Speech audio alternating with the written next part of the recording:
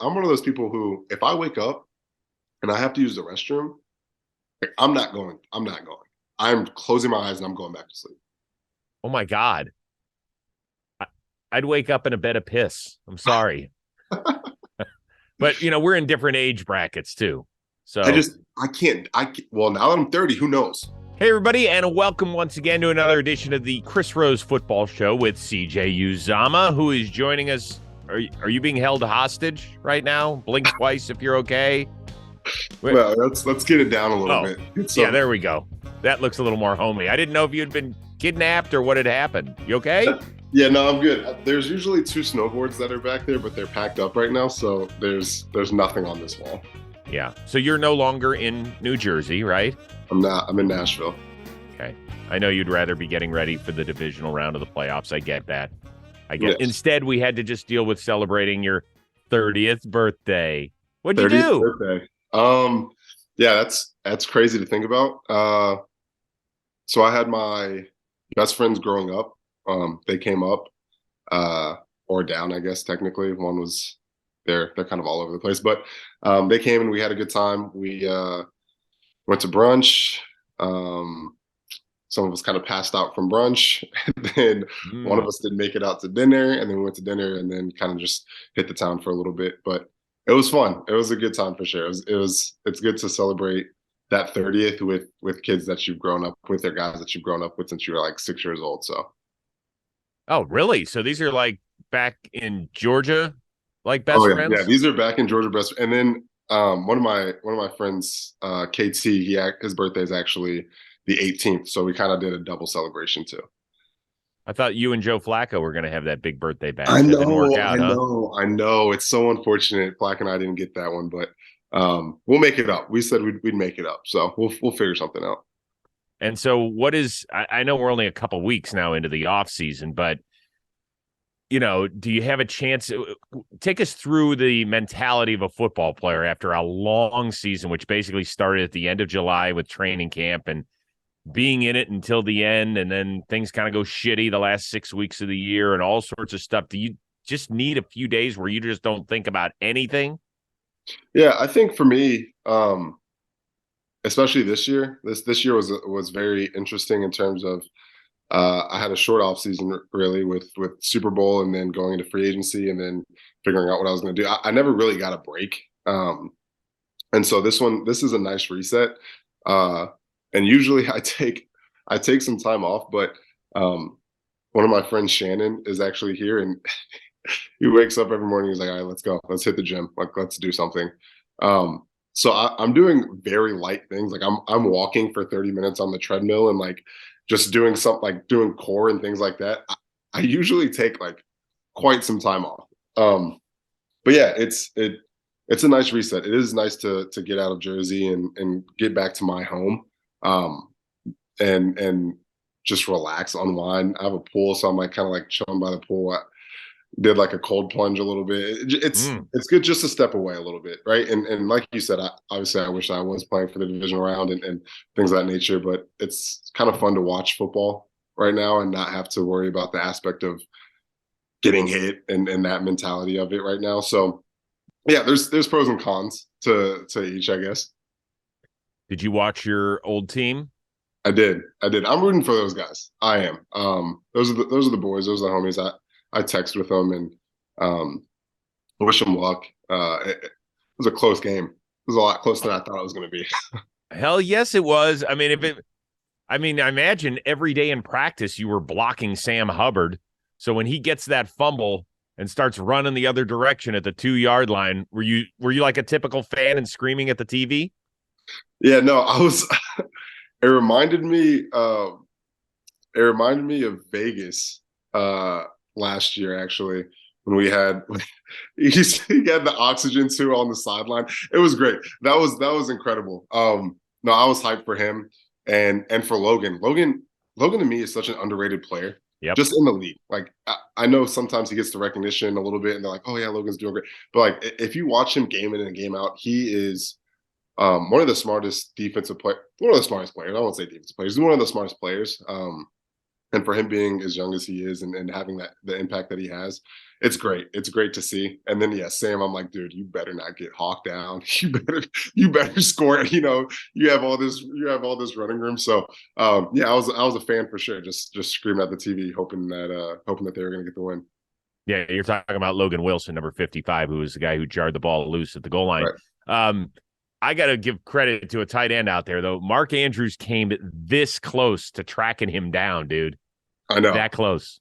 Well, I know, and that's why I was like yelling. That's why I got up and started yelling because I'm like, Mark is an unbelievable athlete. Yeah, I see this and I'm like, oh, I'm like, that's not going to be good. And then I'm looking at Mark at 51. I'm looking at Marcus and I'm like, dude, just get in the way a little bit.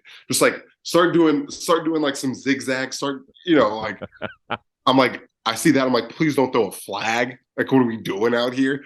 So yeah, no, it was that was a hectic moment for everybody. Well, what's the furthest you've ever run on a football field with the ball in your hand? Oh, with the ball in my hand. That's a good question. Probably well, like in the NFL, right? No, just period. I mean, I know you were a really good quarterback in high school. I've seen you throw it, but oh, okay. Well, I'm talking about anything. Yeah, in that case, I probably had like a 70 or 80-yard touchdown. From like from the 20, but then it was a rollout to the right. I remember this because it was ninth grade. It was a rollout to the right, and no, I was on the 25, and I stopped and then reversed field and then just ran the opposite sideline. I was gassed for sure. That was a that was a good one. All right, so you probably ran 100 yards on the play. Oh yeah. And at one point, you thinking you're passing out, right? Well, 100 yards, but then you have to think high school. Like I'm just like I'm juiced in high school. Now it's like it's the fourth quarter of an NFL game, and he's probably got like 40 pounds on my high school self, so he's feeling it a lot more than I am. Yeah, that's what he was saying. He's probably also thinking, wow, I just scored. I'm probably about to have to go right back out there. Yeah. Yeah, that's true. Good point.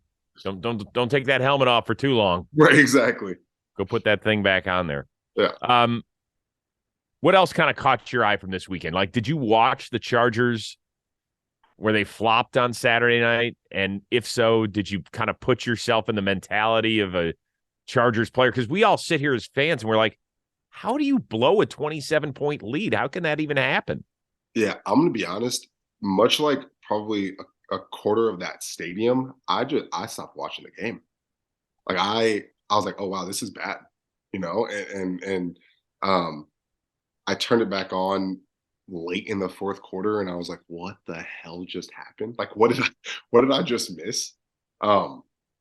Leading up to this moment, but yeah, no, that was I can't even tell you what happened because I turned it off. I was like, oh wow, this isn't looking too pretty. Especially, I mean, you get 4 interceptions that quickly, and you're down that bad. Yeah, I honestly I have to go back and rewatch that just to see exactly what transpired and what happened because that's an unbelievable comeback. Yeah, and in my head when I'm thinking about that, I'm like, there's no way that just happened. Like, I think who was it? One of the Chargers players tweeted out that that was like the worst loss that he's ever, or like the worst pain that he's ever felt from. Oh, Derwin James came out and said, I've been playing football for 20 years. He goes, I've never felt something like this. Right. And that, yeah, I'd feel the same way, so that's tough. That's a tough way to go out, especially, I mean, it's playoffs. You're up that big. For me, I'd probably be like, oh wow, like we're rolling right now. This is great. This is, like obviously you want to keep your foot on the gas, but like you're feeling good. If you're the Chargers, you're feeling really good. And then for that to happen, that's tough. Well, for them, it happened, in a matter of 30 minutes. For you guys, it was like a death by 1,000 paper cuts over the last 6 weeks. Yeah. So when we spoke, you were still really energized. You guys, I think, were getting ready to go out to Seattle, still very much had the season in front of you. When you've now had 10 days to kind of take a look at it or whatever, where did it go wrong? Yeah, I mean, I think the normal reaction is just execution, right? Like as a whole, um, we didn't play very good complementary football. I know some like guys in the locker room are saying that in general, and it's true. I think we shot ourselves in the foot a lot. We weren't able to when push came to shove, like when we were in certain situations, we weren't able to execute. And whether it was on first down that led us to like a second and long, or a second down that led us to like a third and long, where it's like, oh well, it's 3rd and 11. Like how many plays do we have that are 3rd and 11? Not a whole lot. Like the playbook, we're we'll have during the normal course of a game or during the normal course of a week, we'll have probably like 8 plays between certain distances. Between like we'll have 8 plays from um, a short yardage, 8 plays from the 2 to like the 4-5, from the 5 to the 7, 7 to 10. But then you get past that, it's like, all right, well, there's only so much we can call because they're going to be sitting at the stick. So it just certain things like that. I look back at it and um, it just wasn't. It wasn't great. It wasn't good. It wasn't even great. It wasn't good from our standards. And yeah, I don't know. It's that was a tough pill to swallow because, like you said, that was death by a thousand needles. Because for the last 6 weeks, it's like, all right, nice. We need 2 of these. Wow, we're getting thrown a bone. Like, wow, we can still make it in this. All right, like let's just pick it up this week or whatever the case is. Um, so yeah, that was a tough pill to swallow. It still is a tough pill to swallow, I'm especially sure it when is. you're Well, halfway through the season. You're like, oh, we should make it to the playoffs right now. I know.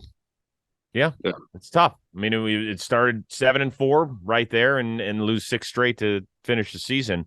yeah, Um, I think the biggest narrative, obviously, is that this team is good enough to win if they can figure out the quarterback position. yeah. What did you tell Zach Wilson, if anything, before you guys went your separate ways?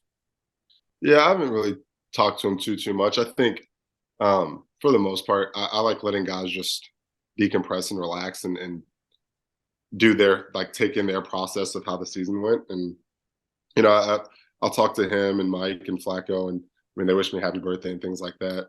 But like there's no outside conversation other than that. I think um, once probably in February I'll hit the guys up and just like chat with them a little bit, see how they're feeling, see how they're doing, and see um, mentally what's going on in their head. And I think maybe that'll help too when we figure out what the who our new OC will be. I'm sure they'll get a little more peace of mind in knowing kind of how the scheme's going to be and things like that. But yeah, I didn't really say a whole lot. We talked a little bit during the Miami game to see where he was at, but um, yeah, I don't know. I am curious to see. I'm still gonna wait until February, but I am curious to see like how he's doing. I'll probably send him just a little text saying like I'm thinking about you, but nothing too deep until February. Because I think that most people feel like he can't survive there, that it Yeah, has gone so south in 2 years, whether it's fair or unfair, that they're going to look to him as the second pick in the 2021 draft, and it hasn't worked out. And there are going to be people that feel like he's the one holding it back, from yeah. I getting mean, to where. yeah, for sure there will be. I mean, when we talk about some sharks for the media, like there are some sharks. Like they will. Um, it is kind of crazy. It's something that I was told about, but like the things that they will like use in certain clips or like certain snippets to make it seem like you're saying this, that, or the other. It is a little like it's somewhat impressive.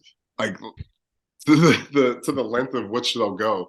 Um, but it's tough. I mean, I've said this to him, and I've said it to some of the guys. I'm like, the quarterback's always going to get the brunt of it, right? Like they're always going to get all of the heat is going to fall on them, and it's that's the nature of the business. It's amplified for sure in New York. It's amplified with um, how the media is gonna like kind of get on them. But um, it's not just him. It's not just the quarterback when someone's throwing interceptions or things like that. It could be a route. It could be a protection issue. It could be a multitude of things that lead up to it. So, yeah, I don't know. I think he definitely has some growing to do. He's a young kid, um, but I mean, again, he's talented as anything. He's talented as hell, and I think um, we'll see what happens. We'll see what the coaches decide, and who the coaches bring in and things like that. But yeah, it's got to be tough. I mean, it's got to be tough being a quarterback, especially in New York. Yeah, I don't doubt that. Since we last spoke, we also had the unfortunate, near tragic Damar Hamlin incident. Were you watching live? I was, yeah. I was with, I was actually at the Av watching with Mike White, Dan Feeney, Mike Rimmers, and Laurent. I don't even know his last Duvernay, name. Yeah, Duvernay who Tardif. actually, for people that don't know, is a doctor. He's a doctor. Um, so yeah, we're watching, and we ended up turning the channel because we didn't want to hear the commentary anymore. We were just like, look, like this is doing no good. Just an hour and a half of just sitting on the TV listening to what announcers are saying, right? The broadcast people were saying. So yeah, that was insane. I ended up texting a bunch of the guys, just like saying that I was thinking about him, saying I was praying for him, and texted the trainers because I mean, again, like I'm really close with the trainers and the training staff there, just like asking what was going on. But yeah, that was crazy. That was an insane. Yeah, that was nuts. So when a bunch of professional football players are watching somebody in their profession get CPR on the field, what is the discussion you guys are having? Well, to be honest, I didn't know. Like, we didn't know what was going on. We're just seeing like all we're seeing is like people's face. Like we're seeing Josh Allen's face. We're seeing Stephon Diggs like in tears, and I'm like, what the hell? Like, I'm thinking. I mean, we're honestly sitting there like, is he dead? Like, what just happened? Like, why is everyone crying? And so that was the first thought was like this is unbelievable. And yeah, once like we found out like everything and what was going on, and we got Laurent like trying to explain certain situations, and then he's like, well, if they're waiting, if the ambulance is waiting for his mom, then he's stable enough, so that's a good thing. And we're like, all right, well, good. Like that's a sigh of relief, at least for us to know that, like, because they're not telling us anything, right? They're not really saying anything on the TV, and um, so us hearing that, we're like, oh, nice. Like that's a little bit of a sigh of relief. But we still don't know what's going on. So yeah, it's tough. Um, it's tough to see. I mean, we talk about the shield and we talk about how much it means and how big of a brotherhood this is, and um, it's true. Like we hate each other when we're on the field to an extent because we want to win and we have that passion behind us. Just like it's that competitive nature. But anytime you see someone get hurt, it's different. Like it immediately shuts off. That switch shuts off, and you're praying and you're worrying about your brother. So like, yeah, seeing that was definitely a coming to moment with not only us that were in that room where we're just like, man, we care about one another, but it extends to the entire league where we're like, wow, we're praying for the Bills, we're praying for Damar and his family and his friends, and everyone that was on that field having to witness that. I mean, that can hit you, and that can hit different. So yeah, it definitely was an eye opener for sure. Did you reach out to T. Higgins? I did. I texted him. He didn't reply. I'm sure he got absolutely bombarded with texts. But yeah, I just told him I was thinking about him. I loved him, and um, yeah, that was the extent of that one. That was tough. That's got to be. I don't know. That was tough too because certain guys were saying stuff like he started getting bashed on Twitter, and like on like certain guys were saying stuff about it, and I was like, are you like how? I don't know. Like there are some choice words that I'm thinking right now, but that's such a that's such a dumb thing to be like, oh, it's T did this or that. It's like, dude, he was playing football. It was a freak accident, and like you shouldn't be coming after someone who's a part of that play who's probably already like thinking, wow, this is tough, right? Um, so yeah, that certain words that were said about T kind of pissed me off. I imagine there's also a side where your parents may have called you afterward to talk to you a little bit about this. Did you guys have a conversation about what it is you do for a living, kind of checking in, a recalibration, if you will? Not really. Yeah, I mean, my parents, they texted me, but there wasn't like a length, like an in-depth and a lengthy conversation about it. Um, it was more of a like, hey, we love you. I think about you. Like, are you good? It was like checking in on me, making sure I was good. And yeah, I told him I was fine. And I am glad that I was watching it with some teammates for sure, so that we were able to talk as opposed to just being at home by myself. But yeah, it was the conversation with my parents wasn't too lengthy. Mhm. Because I think that there was a lot of conversation afterward. There's the crazy splash headlines. Is football too dangerous to play and things of that nature? I do always say this, that if you ever go down to the field and have the ability to watch an NFL game, you'll walk away saying a few things. One is I can't believe the sounds I'm hearing. I don't know if you hear them when you're playing, but as just a fan, the collisions you're hearing, you're just like, wow, like how could anybody do that to their body? You will also say these guys don't get paid nearly enough to do what they're doing. And then there's the amazing part of you being able to block all of that out for our entertainment and for your enjoyment and passion and love for what you do. Do you ever have to kind of, after watching something with Damar Hamlin, sit back and say, this is really what I want to be doing? Yeah, I mean, not really, to be honest. I mean, I think it's funny that you say that because when we hear when I hear the hits, because I do hear them sometimes. Like if I'm not completely locked in on something, I'll hear a hit. Um, the crazy thing about the hard hits is probably 8 times out of 10 when you hear something like that, it actually does not hurt. Like those are the ones that don't hurt because that's how you know it's pad on pad or like it's that gear is kind of helping you out a lot. And so those to me, when I hear it, I'm like, ooh, that was a good one. Like I know that for the most part, like you might get your breath knocked out. You might like it might be something you're gonna get bruised for sure. But it's not something that's too crazy. Um, but yeah, I mean, I don't know. Like when I think about when I think about football, I mean, I know that it's a contact sport. I know that I'm gonna get hit. I know that it's something that I love and that I've been playing since I was 6 years old and it's something I want to do. Um, And then I also look at something like a sport like Formula One, right? And I'm like, to me, I'm like, how in the world can those guys or snowboarding? Because I have a bunch of snowboard friends. I'm like, why you're launching yourself 50 feet into the air, spinning ungodly amounts of times, and then landing it. Like you something's wrong in your head. But then they come to me and they're like, how are you doing that? Like, how are you on the field taking those hits and blocking? Like, how is that going on? So for me, it's I love hearing that because it's a mutual respect thing amongst sports, but it's also me saying like, well, I'm doing it because I prepared my life for this. My whole life is been wrapped around football, and it's something that I'm passionate about and I care about, and I love being out there with with my guys, with my teammates, and competing and that competitive aspect of it. Um, Praying that the worst doesn't happen, but blocking that part out, knowing that or trying to have um, the reassurance that nothing like that will happen, or that if it does happen, I mean, kudos, huge shouts out to the Bills training staff.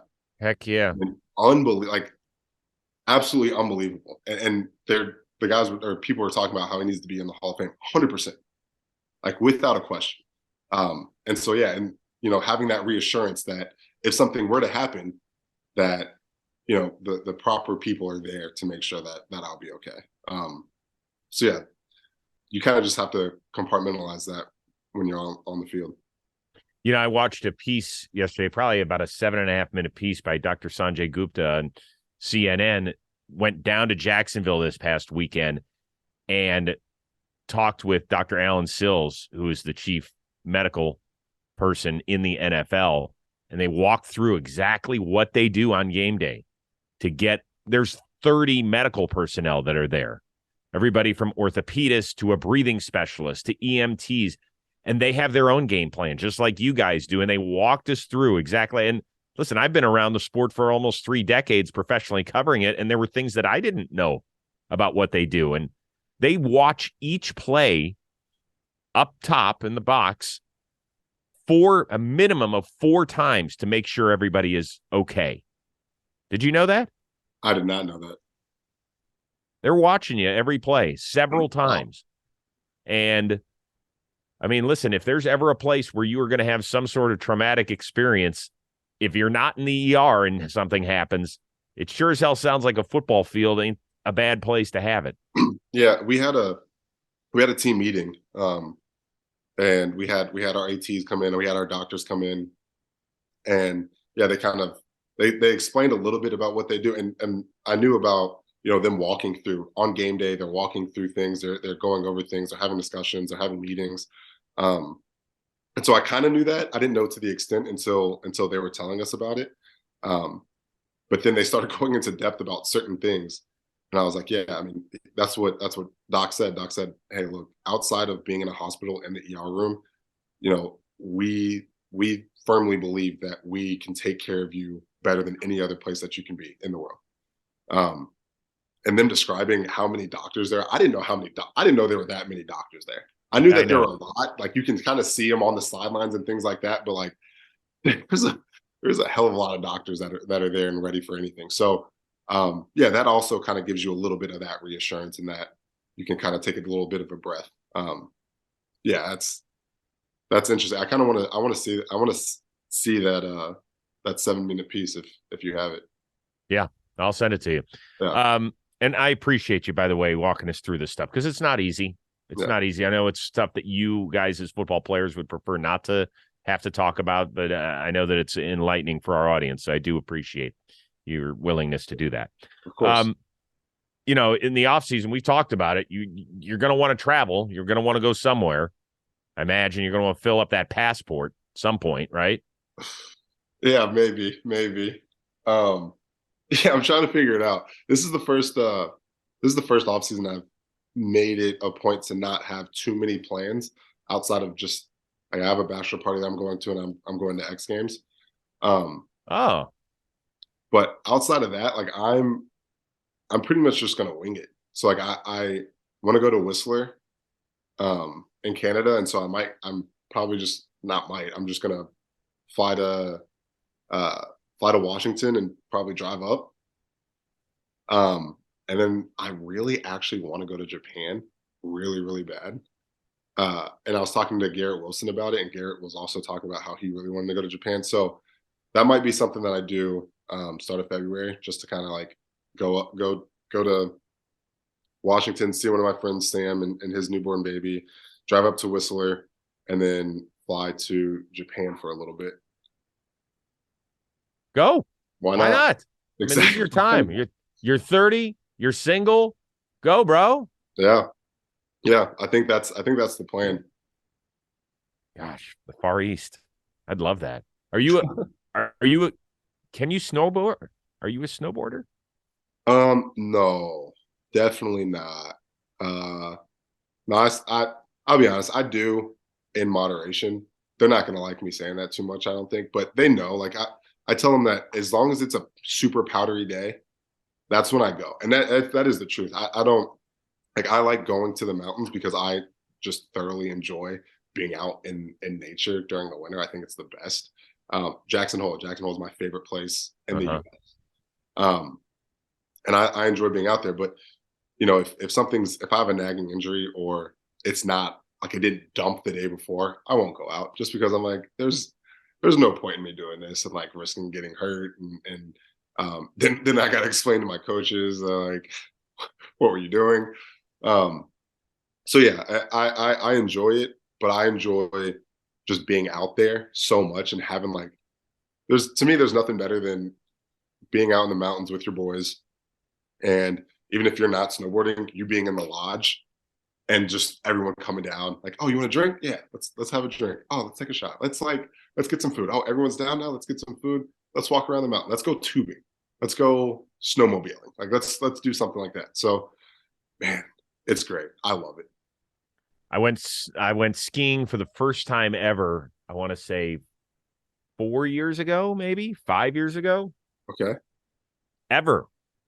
Ever. And I was terrible. It is horrible trying to learn in your mid to late 40s when you're unathletic regardless and trying to get, The problem is that you were on skis. Yes.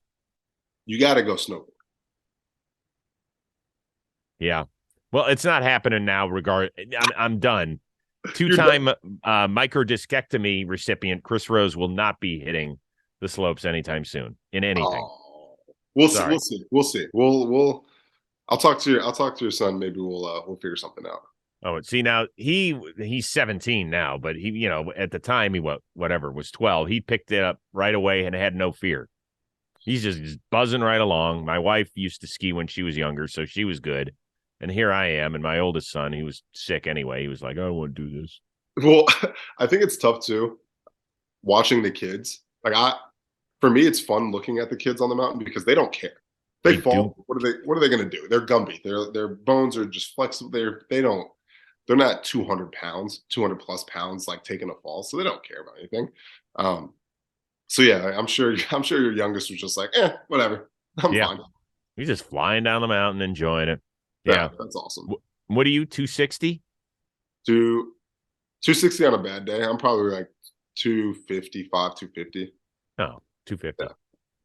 By the way, you're going to be a giant in Japan when you go over there. I know. You are going to be. I'm kind of excited about that.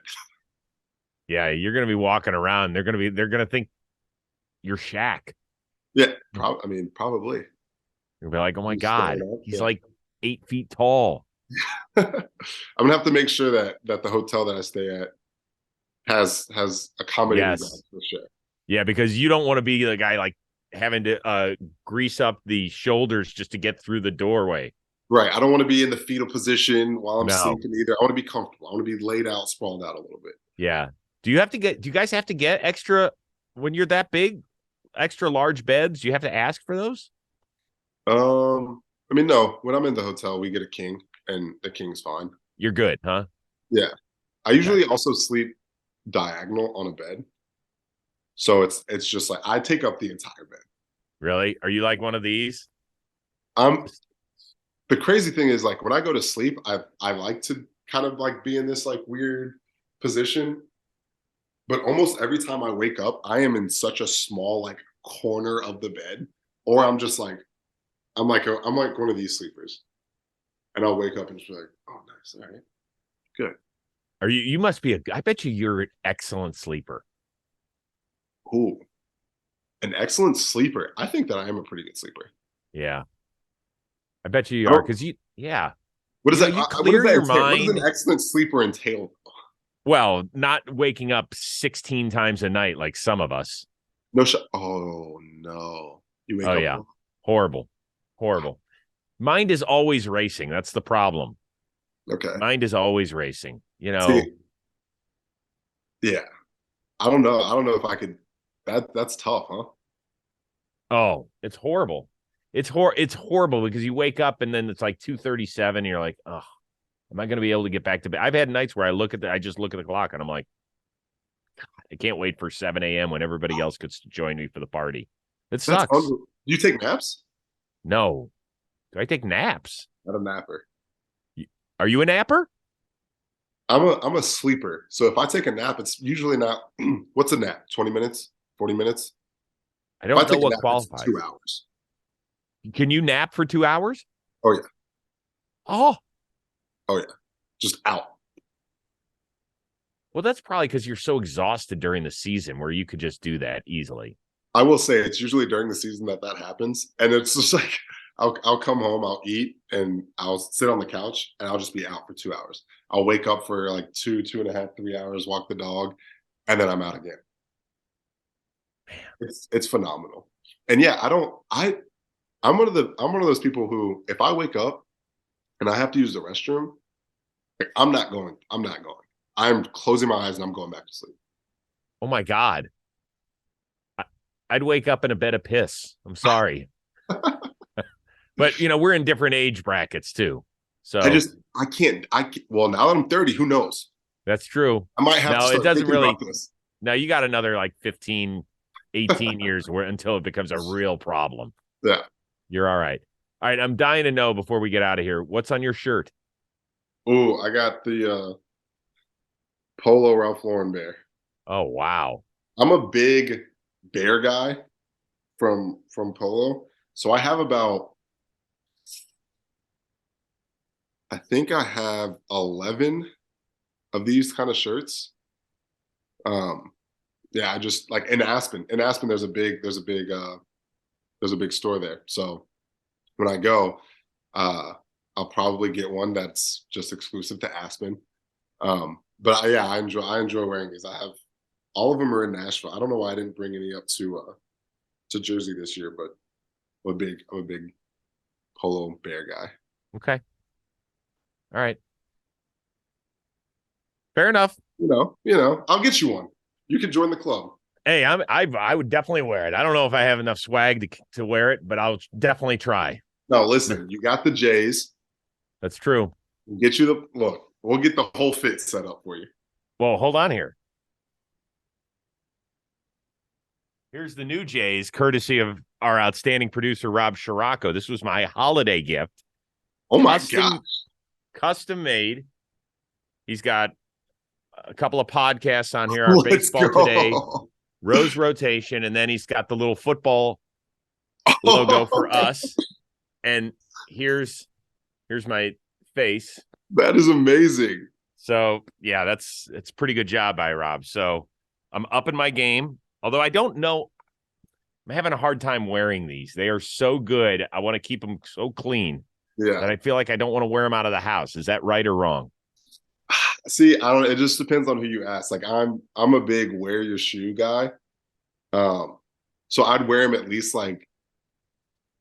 It just depends. Like I wouldn't wear them out. Like if you're gonna get them ruined. Like if you're going to like something that like a little soiree, you might wear them. Okay. But yeah, I don't know. Those are tough though. Certain ones like that are custom. I don't know. I think I have like a custom, someone made me a pair of shoes and I've only worn those once. And I'm just like, I kind of want to keep these in mint condition. So yeah. I'm with you on that. What size shoe do you wear? 15. 15. That's what my oldest son wears too. Really? Oh yeah, he's tall. He's 6'5". Of course. Yeah. I think the best people wear size 15. Ah. And that's no knock on you. It's more of an ups. It's a compliment to your oldest. No, I know my place in the pecking order. It's cool. Yeah, he's way cooler. You'd like him. He's an interesting kid. He's 22. He's plays guitar. He's got 7 tattoos. He's an interesting kid. I'm just your generic host. No. That's okay. None of that. Like I said, not generic at all. Yeah, pretty much. If you Google white generic host, sports host, I'm the first one that pops up. Actually. Totally. I mean, that's it. I'm going to do it right now. I'm going to do it right now. I do want to know. Oh, yes. Welcome back to the show. And then he makes his appearance. He wakes up from his slumber and makes an appearance. Looking very fluffy these days. In dire need of a haircut? No, he got groomed and he got a little blowout a little bit. No way. So he's looking a little full. Isn't that right? Come on. Oh my God. Amazing. God, look how happy you are. Thank you. Oh my God. The head on that dog is just enormous. He has one of the biggest heads for a dog. I'm convinced. He's just happy I'm letting him on the couch right now because I never let him on furniture. Well, it was funny. Out at NFL Network this past weekend, Cam Hayward of the Steelers was out, and he couldn't have been a nicer guy. Super nice. Introduced myself, and I was with my youngest son, and Brady turns to me. He goes, "God, Dad, his head is just enormous." I was like, "Yeah, I know. He doesn't even need to wear a helmet, does he?" No. Cam's His head's big.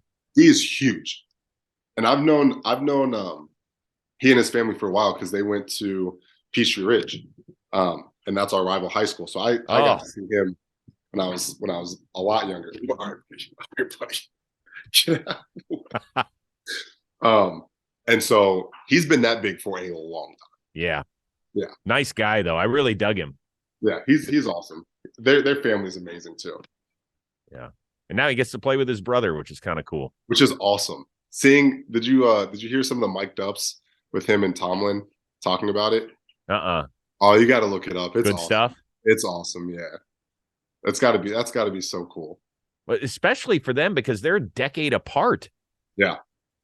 So how nice for him that he's gotten to experience all this. I mean, that's great. I think that's really cool for both of them. I think it's awesome. Let's catch up maybe before the Super Bowl or something, as long as you're still stateside. If you haven't headed over to Japan or something. Oh, we should. I'll be in Aspen. We should do it when I'm in Aspen.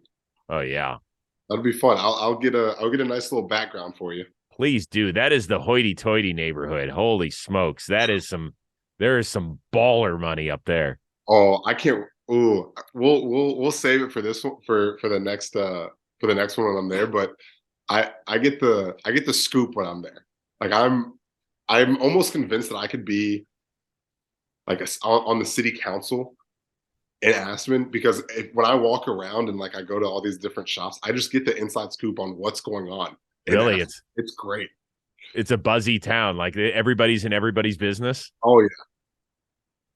Real Housewives of Aspen should be a thing.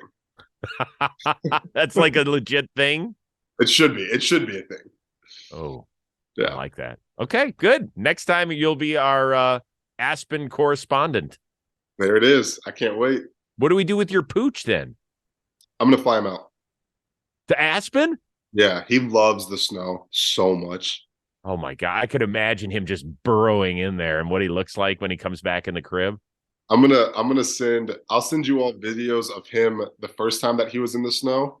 I mean, absolutely going crazy. And then this time, and I bet it's the exact same, except his body will be bigger. I love it. I love it. Yeah, no, this is good. We'll set it up for a few weeks from now. So happy belated birthday. Thank you. Rest well. I'm sure you'll enjoy your Bengals taking on the Bills. That'll be a great one this coming weekend. That'll be fun for all of us football fans. Yeah. And thanks for kind of letting us in that space. I know that wasn't an easy walk down that lane with the Damar Hamlin situation, but I know a lot of people appreciate it and maybe have a better understanding of where you guys, where your headspace is when that sort of stuff happens. Yeah, so for sure. I also want to shout out the coaches, and I mean, obviously, what they did, like what the Bills ATs did, is amazing, and what everyone, the medical staff in the stadium was amazing, but the coaches for the Bengals too, like I think they handled that, unbelievably well, and I mean, obviously from both parties, but I got to text some of the coaches there too, just like seeing where they were and how they felt. And I mean, it was just something as uncharted as that going on. I think they handled that unbelievably well. And to have, them going to the hospital and checking in. I know Zach and Darren both went there. And I think that's awesome that, they handled it with as much class as they did and tried to give as much help as they did too. So yeah, it's a scary situation, and it's gonna be awesome to be able to watch that game, knowing that there's gonna be so much mutual respect coming from both sides and them playing as hard as they can. It's gonna be that to me is gonna be the game of the year.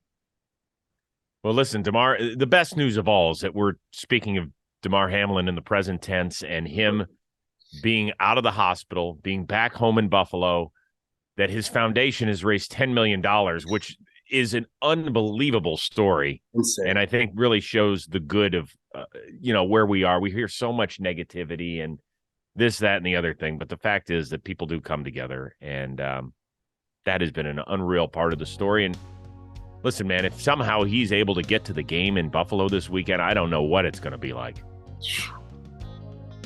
Yeah. Yeah, I might have to go up there. Could be really interesting. Yeah. Listen, man, it's always great catching up with you. I always love your insight and where you take us. So it's always a ton of fun. We'll catch up in a few weeks from the slopes. Yeah, can't wait. All right, man. It'll be fun. Thanks to our amazing producer, the shoe buying Robbie Scirocco. That is CJ Uzomah. I am Chris Rose. We'll see you next time here on the Chris Rose Football Show with CJ Uzomah.